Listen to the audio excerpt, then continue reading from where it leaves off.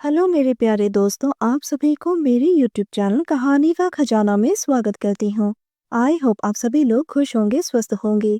चलिए दोस्तों, आज आप सबको मैं एक नई कहानी सुनाती हूँ। जैसे ही मैंने बाथरूम का दरवाज़ा खोला तो उसकी बदन पर पानी की बूंदें चमक रही थी।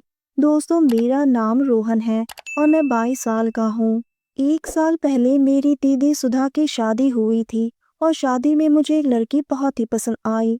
वो मेरी जीजा जी की छोटी बहन यानी कि मेरी दीदी की ननद राधिका थी, जो 21 साल की है। जब मैंने उसे पहली बार देखा तो मैं उसकी खूबसूरती में खो गया। शादी के दिन मेरी नज़र राधिका से हट ही नहीं रही थी, क्योंकि वो भला की खूबसूरत लग रही थी। उसकी कजरारी आंखें, गोरा बदन और उसका फिगर देखकर मेरे दिल में बिजली सी दौड़ने लगी। पूरी शादी में मैं बस उसे घूरता ही रहा। मैं ही आगे बढ़कर राधिका से बात करने लगा। बातों बातों में हम अच्छे दोस्त बन गए। फिर हम दोनों ने अपना नंबर एक्सचेंज किया और उसके बाद हम मैसेज पर बातें करने लगे। धीरे धीरे फोन पर भी बातें होने लगी।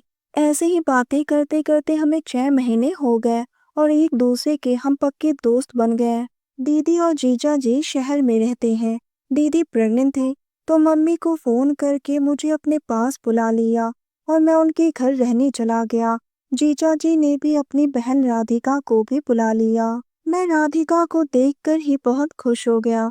हम दोनों साथ में मिलकर घर का काम करने लगे, झाड़ू लगाने से लेकर खाना बनाने तक, जिसकी वजह से हम और भी करीब आ गए। एक दिन हमें घर का राशन खरीदने के लिए बाजार जाना था, तो मैं राधिका को अपने बाइक पर ले गया। राधिका पीछे बैठी थी, उसके हाथ मेरे कमर पर थे। जब मैं बाइक का ब्रेक लगाता था तो वो मेरी पीठ से टकरा जाती थी। उसके बदन की खुशबू मुझे परेशान कर रही थी और मैं अपना कंट्रोल खो बैठा था। दोस्तों, चैनल पर नए आए हैं तो इस वीडियो को एक लाइक करें और चैनल को एक सब्सक्राइब करें, ताकि ऐसी ही कहानियाँ आप सभी को मिलती रहें। मैंने हिम्मत करके राधिका से कहा कि मुझे तुमसे कुछ कहना है। वो बोली, हाँ बोलो। मैंने कहा, वो मैं तुम्हें बहुत पसंद करता हूँ। राधिका ये सुनकर चुप हो गई और कुछ नहीं बोली। मुझे भी अच्छी तरह से पता था कि राधिका भी मुझे पसंद करती है, लेकिन कहने से डरती है, क्योंकि उसका भाई थोड़ा गुस्सैल स्वभाव का है।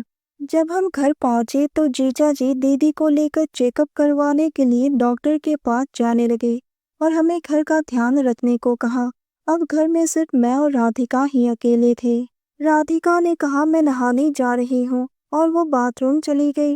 मैं बाहर बैठकर मोबाइल में राधिका की तस्वीर देख रहा था। उसी वक्त राधिका ने आवाज लगाई, रोहन जरा इधर आना। मैं उसके कमरे में गया। मैंने कहा, क्या काम है?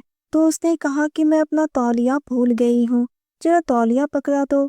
अब मेरे मन में शरारत जागी। मैंने दरवाजा नॉक किया तो राधिका ने हाथ आगे किया। मैंने देखा कि उसकी बदन पर पानी की बूंदें चमक रही थी। मैंने उसे तौलिया दिया और वो तौलिया पहनकर बाहर निकलने ही वाली थी कि मैंने दरवाजा पूरा खोल दिया। उसे इस हालत में देखकर मेरी दिल की धड़कन तेजी से धड़कने लगा। राधिका बोली, रोहन पागल हो गए हो क्या? मैंने कहा, हाँ, मैं तुम्हारी प्यार में पागल हूँ, तुम्हारे प्यार में मर मिटने को तैयार हूँ। मैंने राधिका को कस के अपनी बाहों में पकड़ रखा था। वो अपने आप को चुराने की कोशिश कर रही थी, लेकिन मुझे भी अच्छी तरह से पता था कि उसे अच्छा लग रहा है। फिर मैंने धीरे से उसके माथे को चूम लिया और अपने होठों को उसके होठों के पास ले गया। राधिका की सांसें तेज हो गई।